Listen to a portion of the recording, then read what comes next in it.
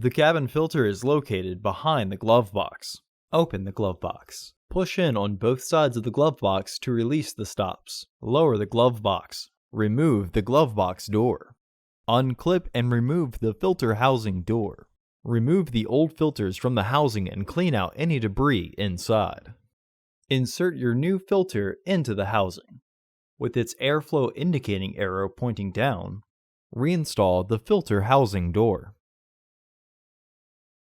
Reinstall the glove box door.